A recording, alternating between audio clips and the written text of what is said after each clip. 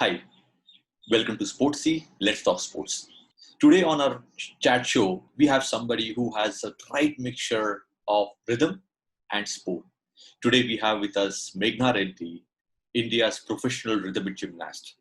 She has made India proud at so many places. She has competed at the World Cup. She has competed at the World Championship, Commonwealth Game in 28. She has played numerous competitions at the international level, played in US, Wales, England, Italy, Croatia, Spain, Slovakia, Estonia, Norway, Russia. Wow, the list is on. Today we are going to have this fun chat with Meghna Reddy, India's most recognized rhythmic gymnast, Gold Coast 2018 Commonwealth athlete, working towards her Asian game goal. Please welcome Meghna Reddy. Thank you for watching. Thank you for liking. And thank you for sharing. Please do subscribe on our channel, Sportsy Says, and help us spread the word when we talk about Let's Talk Sports.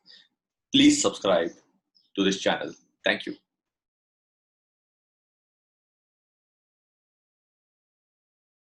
Hi, Meghna. Welcome to Sportsy. Let's Talk Sports. Hi. It's amazing to have you here.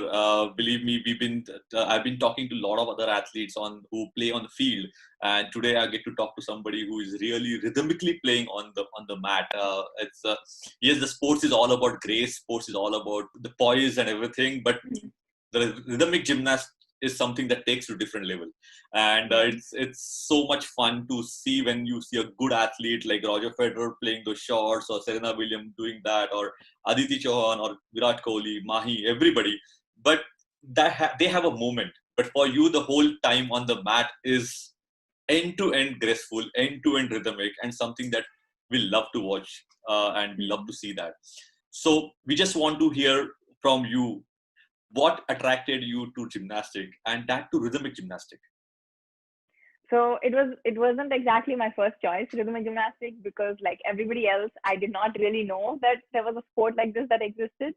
But my brother used to go for gymnastic lessons here in Hyderabad at the LB Stadium, and I used to accompany him. But one day, like I just saw from the window like of the stadium, and kids were jumping on the trampoline. And being a young, I was 11 and a half, 12 years at that age at that time, and like I was like a very energetic kid. So obviously, seeing someone jump on the trampoline, that really attracted me. And the very next day, I was in class, but like I said, I was a little too old. I was considered to be old when I joined. So the coach suggested me to go into rhythmic gymnastics, um, mainly because like of my age. And the second reason was I am a classical dancer. So I've trained in Kuchipudi for 5 years before I got into gymnastics. So he thought that that having the grace of the dancer would help me in this sport. So that's how I actually got into the sport. That's how I was introduced to it. I think the coach got it well. When you Yeah, said 11 and a half, 12, I was surprised that, okay, usually the gymnast people starts at age of 5, 6, or that too exactly, also considered exactly, old in what people do in India. That is also considered exactly, old. Uh, exactly. but I think the whole the kuchipudi dancing and being professional dancer, trained dancer. I don't say professional, but a trained dancer. I think Yeah, that's something got to, and something has to exactly. happen. It has to happen. It's Yeah. so it's good you went with your brother to see people kids jumping on the gymnast. Otherwise, we would have Yeah, the India would have missed on yeah. India would have missed on the rhythmic gymnast. So while you did that, you started because you went and saw your brother. But I'm sure there's always a motivation factor behind it. Mhm. So who has been your motivation, or what has been your motivation? So in 2010, I got the chance to see the Delhi Commonwealth Games live, and my parents, my dad, he's quite a big sports enthusiast. So he took us to Delhi to see the games. Huge event is happening in our country, Mm-hmm. and that's when I saw rhythmic gymnastics live for the first time. Like I was in the Oh, stadium, and just being in that stadium, that whole environment that you have, the whole feel that you get when you're right there, watching the athletes represent their country, and like you can see it in their face, you can see it in their eyes of Yeah. how proud they were to be there at that stage. And like that kind of inspired me, and that uh, motivated me to take up this sport professionally, to be able to be one of those people, standing there at an international podium representing something bigger than yourself. You're there representing an entire country of like billions. So that's something, I guess, that really attracted me into taking this sport professionally. Excellent. I think after your dad, after your brother and your coach, I must thank your dad to take you there and Yeah. make you see Yeah, the whole setup. It's amazing. exactly. When we see people with the India jersey which you're wearing, Mhm. it's when you see Yeah. that there's a different level of pride, there's a different level of respect, and yeah, it's a different feeling altogether. And as you said, you started pretty late, but I Yeah. think that was a right time for you to Hmm. to Hmm. get that motivation and inspiration. Exactly. So now again, I'm coming back to the same point that you started a little late. So Hmm. when kids start at the early age, they are not they're not scared of falling down or the different kind of Hmm. trick that they're doing. But the Hmm. moment the more you start getting older, you start getting that fear Hmm. of that. So how did you actually overcome that thing, which I started pretty late? I don't think I have ever had anything as such of having fear, because I always enjoyed my trainings. So in rhythmic gymnastics we don't do all those stumblings as an artistic, but Right. we do a lot of flexibility. So Hmm. like when I started, I was not a very flexible kid. Like I had no natural flexibility whatsoever. So I had to get my stretching done with my coach like every single day. And I remember, I think for like 3 to 4 years, like every single day I used to like cry when it used to come to stretching, because like it was painful. Yes. But I never said no. I never backed down from stretching, because I knew that at the end of the class every day we have the stretching. But like I never said that I didn't want to do it. I used to go to my coach, like when I knew that okay, the class is ending and then now it's time for stretching. Tears used to start coming automatically. Like I used to start crying immediately. So I used to like walk up to my coach also crying, but like I never said no. So I don't think I ever had that fear of anything, fear that I might hurt myself, or like it's Mhm. painful. I always like I enjoyed every single aspect of it. Yeah, and I think that's pretty wonderful. And I can imagine a 12-year-old girl going to the coach, tears Yeah, rolling down the cheeks, I and know. no, I don't want to do stretching. But yeah, it's But I'm still there. it's and thank you for that grit. Thank you. And this is what teaches people to the kids to not to give up. It's like it's very Yeah, easy to give up yeah. uh, with a lot of comfort around you. It's very easy to Hmm. give up. But what Exactly. makes an athlete is Mhm. determination, the grit, and what you want to Yeah, make it happen. And I think you are yeah. really showcasing that. It's amazing. So again, as you said, the rhythmic gymnastics is a little different than the regular one, but still Hmm. there are the stretches that you are doing, Hmm. the rhythmic, the dance on the mat, which is happening with so many Exactly. things around, the prompts around, and everything, right? So what brings you up when you fall down? Literally, I mean to say. So what actually? Firstly, it's got to be me, because like I'm the one who's falling down, so I'm the one who's got to like pull myself up. But I think like I've had times where I'm like stuck on one element, and I'm like doing it over and over and over again. It doesn't come, and like sometimes it gets so frustrating. So what I do is like I take a step back. I like move on from that. I go on to the next element. I like get my mind off of the thing that I'm like really stuck on, and then I come back to it after a while. Come back to it with like a fresh mind and like fresh everything. But I don't have that thought stuck in my head that oh, it's not coming, it's not happening. And like, so yeah, basically like you just take a step back, cool yourself off, calm yourself down, get yourself out of that environment, and then come back to it, turn back to it after a while. And it works, because when you look at it from a different like a fresh point of view, it always seems to be better. Nice. And believe me, my next question is very much towards what you come across as. You are a smiling, bubbly personality, Yeah. and Yeah. that I think that actually is very much required in your sport. So how Yeah. do you keep that smile on during your routines? Because yes, at one side your mind is completely focused on your routine, but at the same time you have to have that poise. You have to have that charm Exactly. and keep that smile on. So how do you actually do that?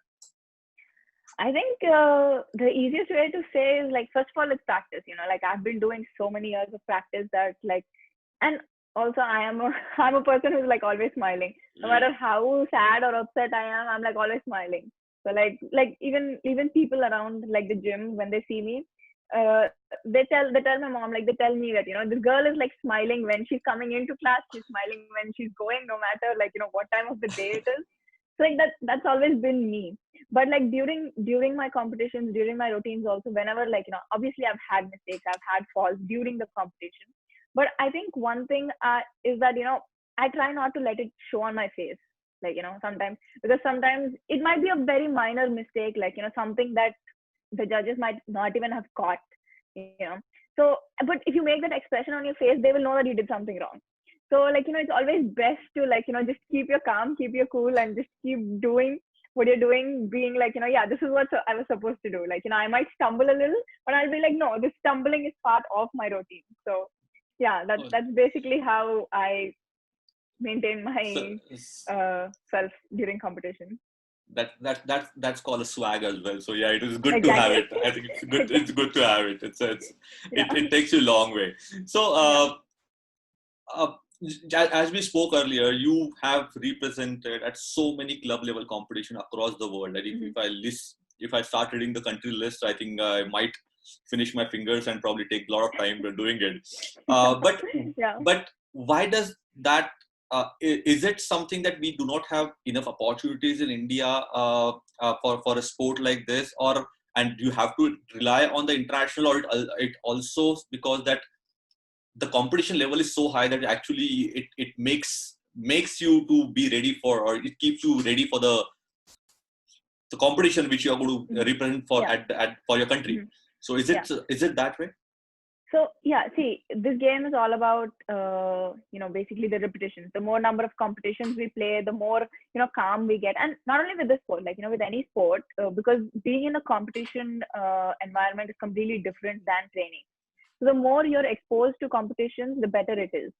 So in India, we don't have like club tournaments or like private tournaments happening. Mm-hmm. They're mostly like the school nationals, the federation nationals, the national games, and recently now they started the Khelo India and the Khelo Universities. So these are the only competitions that happen, and they happen like once a year, which is honestly, if you want to be at an elite level, at a world class athlete, these competitions won't be enough. We need a lot more competitions, and India doesn't have any private tournaments. So like Right. the first private cup that was ever conducted was last year in 2019. That was actually conducted here in Hyderabad under a foundation called the Gunnapalli Foundation. So I mean, it was Mm-hmm. something that my parents have started to like Okay. support the sports and everything. So like that was the first ever international tournament that was conducted in India, a private Okay. tournament. Mm-hmm. So like that we are trying to start up here in India, but as of now we don't have those many competitions. So usually I try to go out as much as possible, and like I train outside most of the time.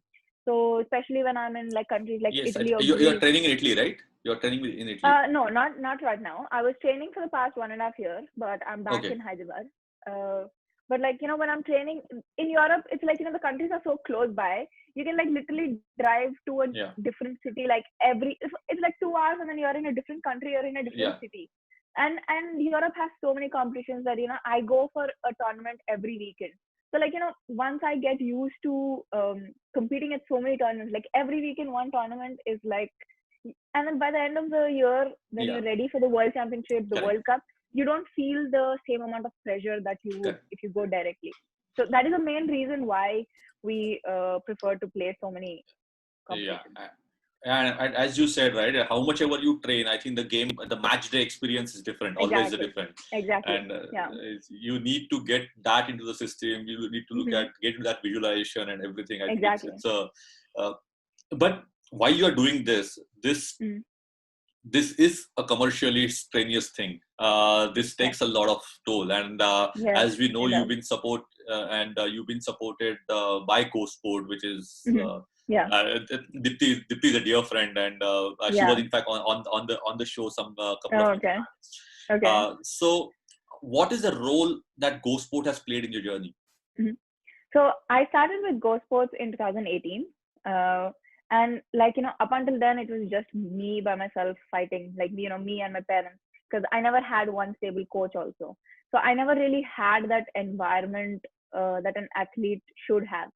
I was Mhm. always training by myself. I was always, it was like I was alone. But ever since I started with Go Sports, it's like I have this, not just an environment, but like, they're like a family. they Yeah. they help me with, like, anything that I need. They help me get in touch with the best nutritionists, psychologists, physiotherapists, and, like, they have been helping me work on the more scientific aspects of the sport. Mhm. I mean, physical aspect and, like, game part of the sport have been taken care of, like, with the trainings and everything. Correct. I've been taken care of for the past 10 years. But Mhm. then the scientific aspect of it, like, with the right kind of nutrition, the right physio exercises, and working with a psychologist, and all of these were something that I never had before. Mhm. And I think more than this, also, it gave me a confidence that I have a support system now. Yes. There was someone I could turn to if I needed help, or if I needed to ask them anything. There were, like, people who I could turn to, and they were even like my manager in GoSports. He was more of like a friend to me than a manager. So having that support system was um, something very much needed, and it's Right. something that every athlete needs, to be honest. Right. Because sports is not just about the training; it's about the entire It's about the whole environment. ecosystem. Yeah, the entire ecosystem that the athlete is in. So starting with once I started with Go Sports, that's what I found, and that's what actually helped me to even get better at this game. Yeah, and believe me, like I have seen the journey of GoSport over the last 10 years, and Hmm. from couple of athletes, 5 athletes, it is Yeah, 140, 135, I 40 know. athletes. It's Yeah, a phenomenal journey that they have had, and exactly, they've been doing a great job, and exactly. uh, so it is, and it's good. It's a validation for an athlete or the parents of an Hmm. athlete as well, that okay, my Yeah, kid is supported by somebody who is known for this activity. exactly, That I think probably also a confidence booster for you, that okay, there's a exactly. validation, tick mark Yeah, done, one more tick mark done. yeah, yeah. Yeah. So okay, so coming back to your game, coming back to Mhm. your sport, this is rhythmic, and there are a lot of routines that you actually go through. Mhm. So is there any favorite routine that you don't miss out on, or is there something uh, that really It gets you up, cheer you up all the time? it usually depends. Like, it changes every year, because we change our routines and our music and choreography every year. So it really depends on how I feel about the choreography that year. So, like, this year, last year it was my ribbon. That was my favorite. Mm-hmm. The previous year it was also in 2018. It was my ribbon and hoop. Okay. And this year it's actually ball and ribbon. Oh, So, nice. like, Okay. so it usually depends on, like, the music that I pick and the choreography that is there around it. So it keeps changing from year to year. So, so how much are you part of selecting the music and selecting the choreography, I or it think is quite a bit, quite a bit.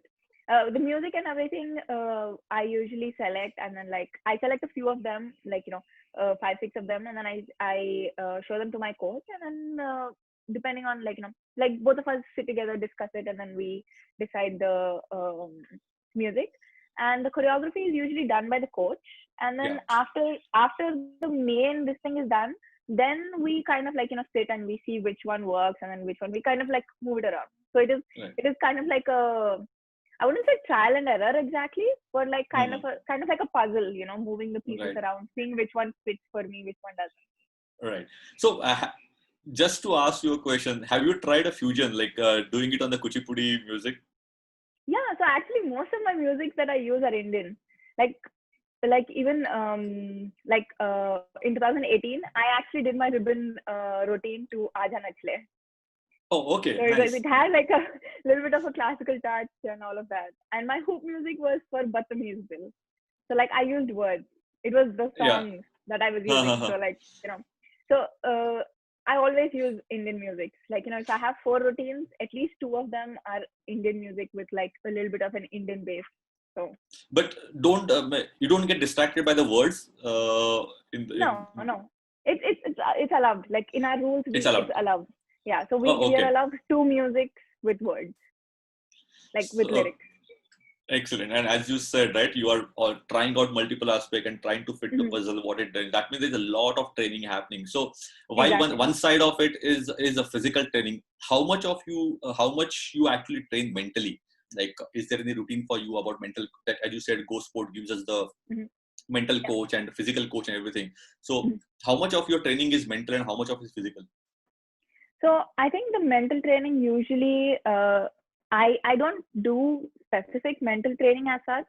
I just have a few like before the competition, before I go, just before I go onto the carpet, I have this small ritual kind of a thing where just before 6 athletes, Mm-hmm. I like just face the wall. I close my eyes, I concentrate on my breathing, and I visualize my routine. As perfect as I can do it, I visualize it, and then I have a little bit of a small set that I do, like just hit myself on my hands and my legs to feel more stronger, and then Yes. like with the apparatus to feel my apparatus. So I do those kind of things. I don't do anything as such like every single day that I do or something like that. But like when I feel like I really need it, that's when I focus on it. Most of the time, it is like it doesn't like stress me out as much. Very rarely that like I get stressed out even during competitions. And believe me, if now knowing you and talking to you for last 20-25 minutes, I know that you don't stress it out. So it's the personality. I think Yeah. it's a trait of a champion. Believe me, it's a trait of a Mhm. champion. So which is Yeah. amazing. As you said, you were trained to a Kuchipudi dancer, then you picked up rhythmic Mhm. gymnastic, and you've been doing it. So the rhythm is always there, the music is always there. But Mhm. if and when you are not training, what Mhm. keeps Meghna busy, or what is that she just enjoys?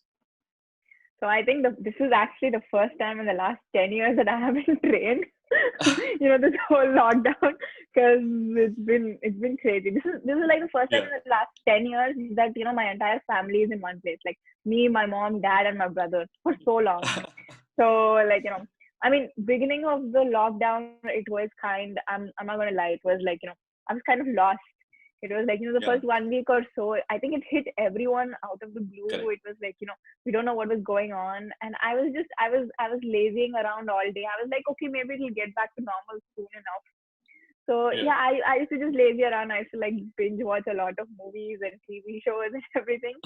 And then, but like, I don't know, after a week, then, week and a half, when we slowly started to realize that this is not going anywhere anytime soon.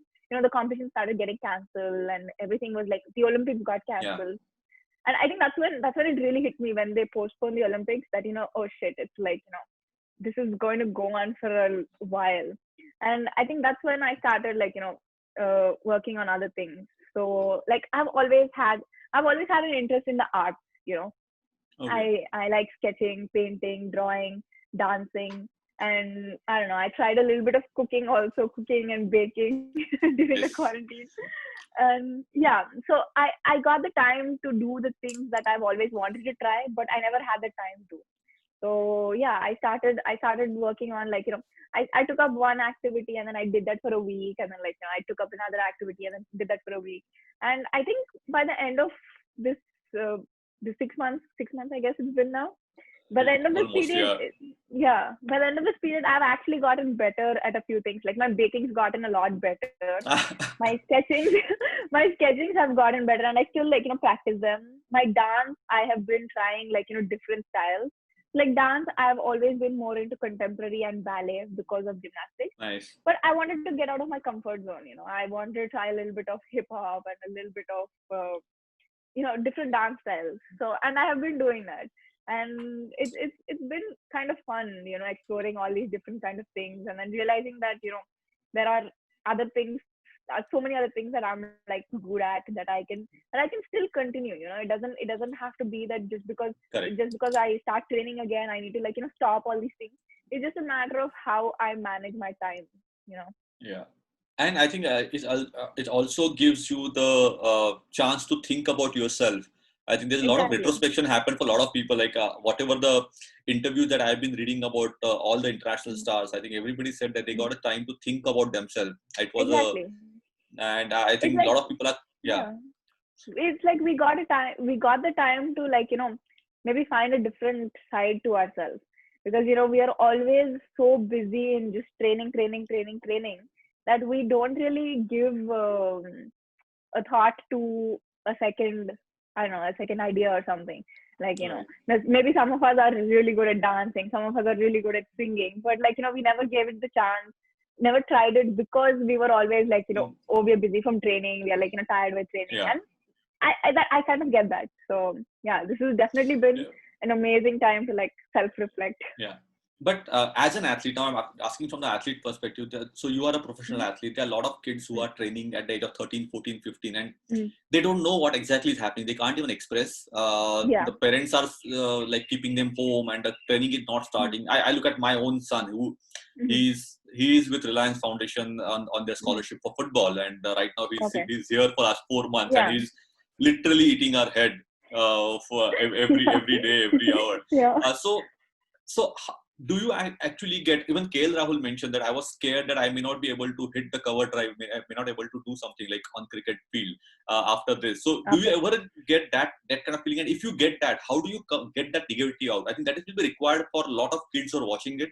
Will Mm, be required mm. for them to understand how do you get that kind of doubt in you or negativity out. So, I mean, see, the first, during the entire lockdown, because so we work with apparatus, right? So I think this is the first time in ever that I went so long without touching my apparatus. I did not even touch them for like 3 months. And 3 months without touching, like, the core aspect of gymnastics is like a huge thing. Yes. So, like, I started accepting the fact that, it's not going to happen, because, I mean, I do a little bit, and I have actually broken little stuff at home, practicing with my apparatus. But, like, I came to accept the fact that, it is not going to come back to normal at any time soon. And the best thing I can do is, like, work on the smaller aspects, the finer aspects, you know, Mhm. because I've never exclusively worked on my strength. And I did that during this quarantine. And, like, I think this is the strongest, like, physically, this is the strongest I have been Wow. in my entire career, because for us, we were always focused on routines, we were Hmm. always focused on the flexibility, but we never focused on the strength part of it.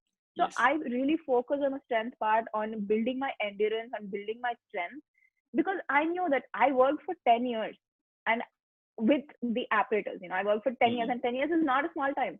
Just because you worked for 10 years and then you don't do it for 3 months, it's not like you're going to lose that. It's muscle memory. It's going to be there. It's basically like swimming or Correct. cycling. You wake me up in the middle of the night also and you ask me to do something, I will do it, because that's how my body will move automatically. Correct.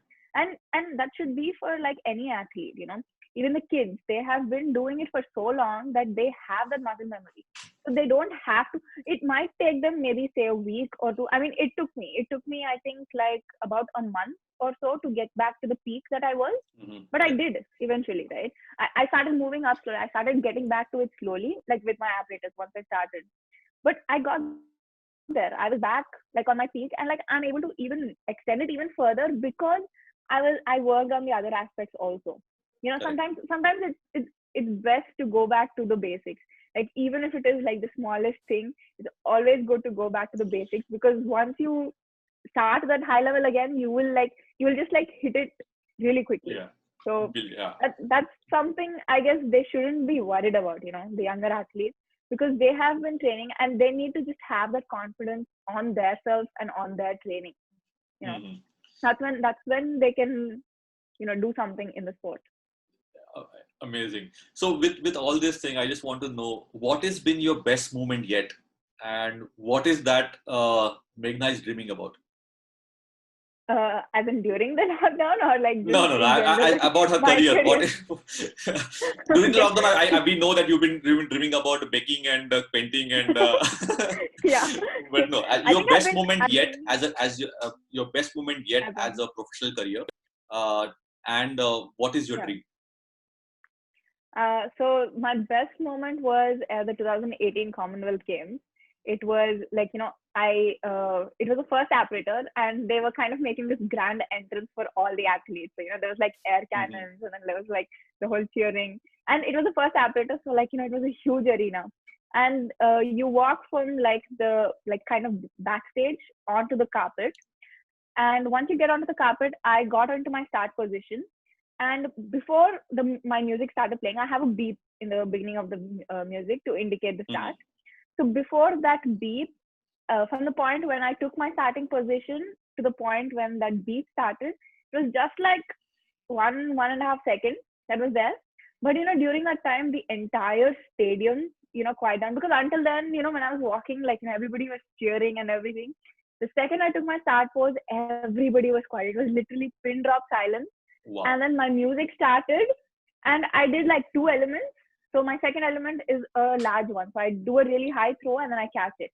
And the second I caught it, the entire audience, it like erupted in cheering and everything. So like, Wow. those few seconds from when I took the start pose, that complete silence of me, my music starting, and then me doing the first two elements, and then the crowd starting to cheer. I think that's the most memorable moment for me, like, ever. And that's something Wow. that's going to be with me for the rest of my life. Yeah. And was that the Aja Nachle or Badtameez Dil? It was Badtameez Dil. Okay. Yeah. Nice, nice. So, and what is your dream? What is that keeps you going?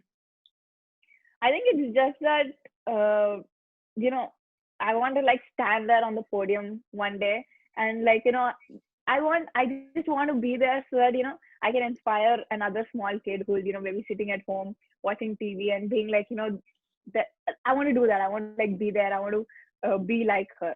So that is what really keeps me motivated, and that's what makes me do what I do.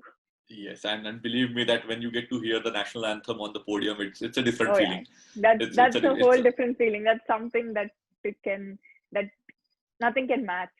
Yes, exactly. So, so while we are on that topic and inspiring the next Meghna or somebody who can be at par, better, and everything Mhm. inspiring. So, how do you think the education has played a role in your what you are and how the clarity of thought that you have? How do you think Mhm. the education has played a role in that? So honestly, for me, the second I decided that rhythmic gymnastics is something I'll be doing professionally, like sports, I think education just took a back seat. So like it was always, if there was like, my competition and an exam, I should always go for the competition. Right. So actually because of that, I took quite a longer time to finish my school, high school and everything. So I finished my 12th just last year, and I Okay. started my degree now, even though I'm like going to turn 22. So I mean, not last year, this year. I finished Yeah. this year. No, last year. I'm sorry. It's so confusing. So I just finished my 12th grade last year, like my inter second year last year, and this year Okay. I joined in a college for my degree and everything. So I think education just took a back seat. And but But you feel honestly, it is important. But it is important yeah, because yeah, it you're is doing your definitely graduation. important. You enrolled to graduation. Exactly. That shows that it is importance to it. Exactly. It is important. I'm not saying that, you should give up on it completely, but I'm saying that, I didn't have to like, spend so much time on education, because I did Yeah. not study like, hours together, but I still got a decent 75% in my 10th, and like I think around 60 in my 12th, which is pretty good enough considering I'm not going for like, I'm not planning on Yes. topping my exams. But you need to have an education. I'm not saying you need to like completely drop out, because I didn't. I still continue, even though it took me a little longer than normal. I made sure that I completed all my education, and I'm still continuing. I Yes. still want to do my degree. I want to finish my degree. I want to do my post graduation and all of that. So education, it took a backseat, but it Yes. didn't like go out of the window. And yeah, and I think that is pretty fair because you are professionally doing something else, but not giving it up. That right is what important. And as we know, right, Exactly. PV Sindhu is an MBA. If she can do her MBA, I think Yeah, exactly. the people shouldn't be giving excuse Exactly. that education is not possible. So yeah, I think it is. Yeah, I don't think you see any high level athlete. I don't think any of them have like let go of their education. Everybody has Mhm. done their education. At least, the basic level education is And finished by any high level athlete. yeah, and in fact, a lot of athletes like now who are almost in the in the fag end of their career, they said the education actually made them a better athlete because your concentration in game was helping you in education. So you didn't have to study much, but Exactly. at the same Exactly. That's the time, whole point. being educated made them well informed about taking some decisions. So it was a Exactly. Yeah. It so it was, was yeah, a it's a balance. You cannot yeah say that, I'm only going to do one thing without the other. yeah. So, yeah. We know that injury is being a part and parcel of any sport that you play. But in gymnastics, we have seen a lot of like even Deepa is suffering through Yeah. injury and for a long time now. Mhm. So how do you think that you tackle those aspects? If you're not got it very well, touch wood, you should never get it. But if that Yeah. happens, how do you Yeah. tackle that? And what kind of message that you want to give to the kids who probably feel the injury is a setback to them? See, with anything, it doesn't matter if it is injury or whatever it is bound to happen that, you have setbacks in the sport. It's not going to go in one straight line, obviously. I mean, not only sport, but like even life, it's not going to go in one straight line. Obviously, it's going to have like its ups and downs. So I think the only thing is like, especially with injury, like as far as I have seen, like, I haven't had it personally, but, as far as I have seen, I think like with injury and everything, the most important part is to like stay strong and to believe in what you can do. Just because somebody says that, okay, you got this injury, you cannot come back to the sport, that doesn't mean that you shouldn't try it.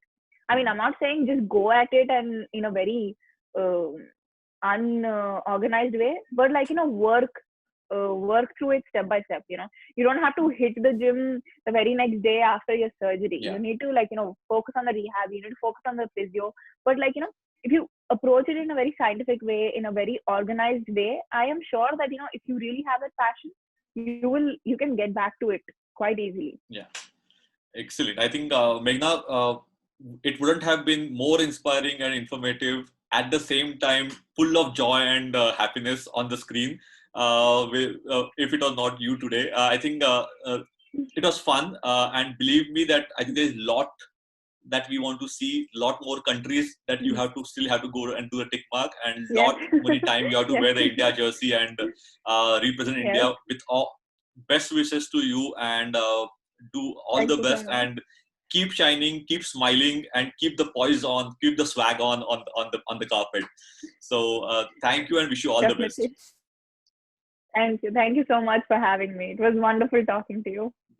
Likewise, thank you. Thank you for watching. Thank you for liking, and thank you for sharing. Please do subscribe on our channel Sportsy Says and help us spread the word when we talk about Let's Talk Sports. Please subscribe to this channel. Thank you.